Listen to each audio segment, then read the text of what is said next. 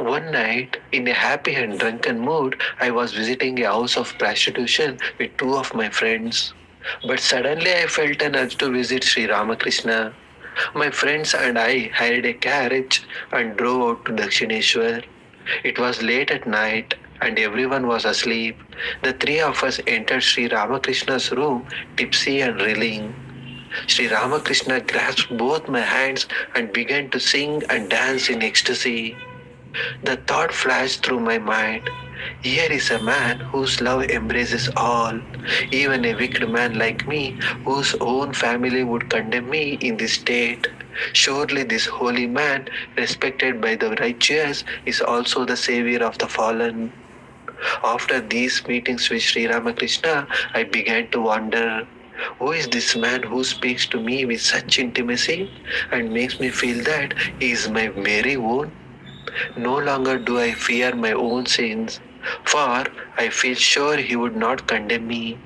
Though he seems to know me through and through, a confession might do me great good. I must take shelter at his feet, for he alone can bring me peace. I went to Dakshineshwar and found Sri Ramakrishna seated on the southern porch of his room. He was talking with a young devotee named Bhavanath. I prostrated myself before Sri Ramakrishna and mentally recited the verse Guru is Brahma, Guru is Vishnu, Guru is the Lord Maheshwara, the God of gods. He said, I was just talking about you, and if you don't believe me, ask Bhavanath. After a while, he started to give me some spiritual advice.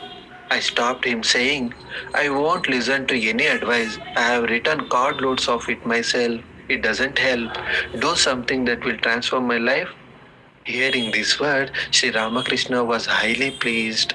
Ramlal, his nephew, was present. Sri Ramakrishna asked him to recite a particular hymn, which ran thus. Go into solitude and shut yourself in a cave. Peace is not there. Peace is where faith is, for faith is the root of all. I saw a smile playing on the lips of Sri Ramakrishna, and I felt at that moment that I was freed from all impurities. And at that moment, my arrogant head bowed low at his feet.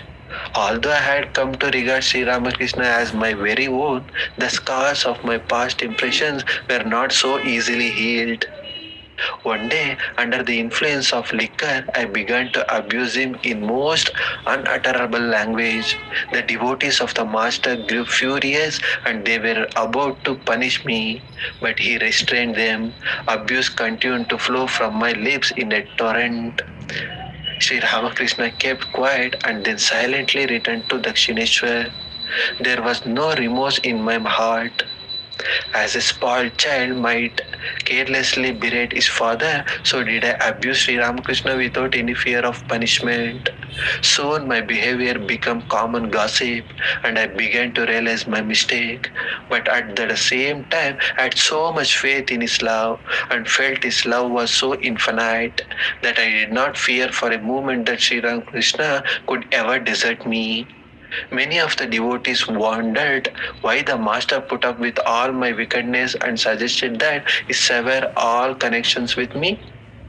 Ramchandra Datta alone pleaded on my behalf and said to him, Sir, he has worshipped you with abuse according to his nature. The serpent Kaliya asked Lord Krishna, Since you have given me poison, how can I offer you nectar?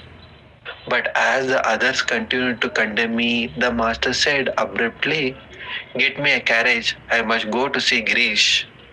My affectionate spiritual father then came to my house and blessed me by his presence. As the days passed on, I began to feel more and more remorse for my conduct towards this gentle holy man who was the very soul of love. Thinking of the other devotees who worshipped him with adoration, I was full of self reproach. It was in this state of depression that Sri Ramakrishna found me a few days later, and in an ecstatic mood he said, Girish Ghosh, don't worry, people will be amazed at your transformation. This man, Girish Chandra Ghosh, was a very well-known actor and playwright even before meeting Sri Ramakrishna.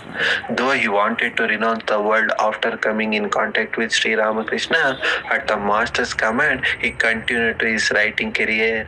He thus greatly inspired many people through his dramas as well as through his life.